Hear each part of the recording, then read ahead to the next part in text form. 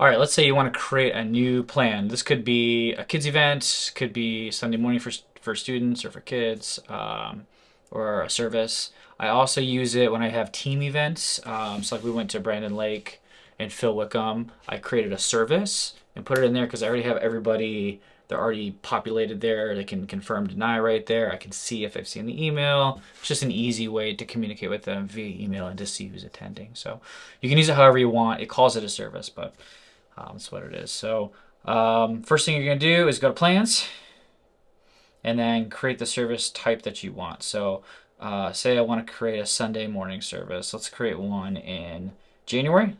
This is one way. I'll show you a couple ways you can do it. Go to add plan. It's going to ask you if you want to copy the times from the previous Sunday onto the next Sunday, which is typically what you do. And then here it has all your templates listed. I've built these ones already just based on kind of our normal rhythm. It's a good place to start. I'll show you how to edit these later. You can do multiple at a time. I usually do a month at a time-ish. A month, and I usually go 1 week past. So let's do a month. This is the second Sunday. I already created the first Sunday. So I have a template for that. Third Sunday, and then fourth Sunday. And this goes back to first. And then you literally just click add. Now I just created 4 Sunday services based on the templates that I have. And those templates, I like to have less templates and just modify them so they're current. So you don't end up with like 30 different templates. Like I literally have, okay, this is the first Sunday template and this is what it looks like. So if we look here, we'll go back. This is the first Sunday of the month. Typically is what we have. Welcome song, teaching, you know, all the different elements are here that we would typically have.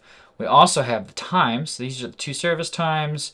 We have our Thursday rehearsals in here, tech team call time, all these other rehearsals. And then we have some other times too that are tied to other ministries. So if we check this out, we've got like the cafe for the first service, cafe for the second service.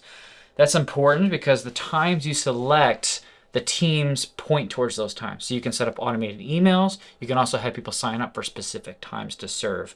So linking those is pretty important. If you just click on any of these times, if I click on this rehearsal here, you can assign teams to it and assign automated emails. So say I want to add another team to this. Maybe I want to have the counting team be part of the rehearsal. Obviously I don't, but then you can set up when you want the reminder email to go out, and it will send an automated email saying, hey, this rehearsal at this time, you're going to get an email 3 days before on Monday. And then you can click this, so it will do it for every time in the future, which is pretty handy. And it will update the existing people's assignments. So it's pretty handy, handy little tool. So you always want to make sure that these times are linked to, like, see, this one is linked to the cafe team. This one is obviously also linked to the cafe team. So it's a pretty helpful way, especially for emails, because the emails will populate those times. And then if you change one, you can set up to change the future. So you only have to do it one time. You don't have to go into every single Sunday. So this is our first Sunday template. This is our second Sunday template. You can see it's just kind of the same. When you get to the end of your plans, this over arrow will turn into a plus, and that's another way you can create. Here it is. We can add plans right here. This is another easy way to do it. So if you're already in plan mode where you're doing service planning, whatever, like, oh, I really need one more Sunday, you don't have to go back. You can just click this, and it brings you right back to the same menu. You can add as many as you want. Let's add 12. And then you can pick your templates here. That's really the best way that I've found, is to actually have a template. For my templates, if we go back to plans, say we want to edit one of these templates. We go to this layer where we're back in service type. So the easiest way to get there is at plans. We're in the Where Log folder. Then over here we have the gear, and you've got templates right there. That's, if you want to change one, that's where you can do it. Once we're in here, you can see I literally went through and deleted all the templates except for the ones we use. So it's first, second, third, fourth, fifth Sunday template. And then when we click on this, here's what's already auto-populated. It's not just the order, but it's also the teams. And I usually view the teams over here. We've got like the typical what we could need for a worship team. This is the fastest way to schedule, is to have just extra needed positions, and then I close them out if I don't need them. So for instance, we don't have violin every week, but it's in the template. So if any week I want violin, I can just click it really quickly and then add violin. And if I don't want it, I can hover over it and just click this minus, and it deletes that spot. So all the needed positions for a worship team, all the needed positions for our production, and then our service leads. So these are the ones that I'm typically scheduling. And then down here in our template, I've also placed all the other ministries because I'm usually the one creating the Sunday morning service for adults. So like the Connect desk, this is how many people we typically need for 9, for 11. All these other ministries are baked in here too. So it's much easier if you just have one person kind of handle this instead of having a bunch of separate, because then your templates can get out of hand really quick. So I've always just kind of taken it upon myself to create the Sunday morning for adults, and anybody who wants to tie into them, any ministries that have essentially that don't have programming but do have volunteers, it's easiest to put it into the adult service. So that means like kids and students, they're going to have their own plan because they're actually going to have content in the service. But here we see like the cafe or like the ushers, like there's no programming, they're serving on Sunday morning, so it makes more sense for them to be part of this. But you can structure it however you want.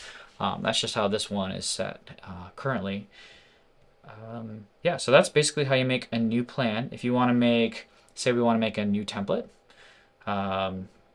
you can export a service as a template. Sometimes I'll do that for like Christmas. I'll export last Christmas. So if I go to the service here, and then let me see here. Yeah, export.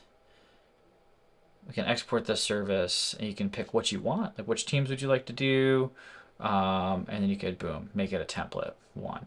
It's not typically how I make my templates. Typically, I'll just start fresh and then just make it, and then I'll continue to kind of craft it as we go to make it the most usable. Like it doesn't have every single thing we need on it, but it has like just the core stuff. Whatever it gets us A to B the fastest. Another way you can make a new template is in your plans. Go to this gear, go to templates, and then here you can add a template, and that will make a brand new one. You can see all of these were made in May. This one made in January. You can see where they're updated, but yeah, that's templates. That's making new services. Let's take a quick look at kids.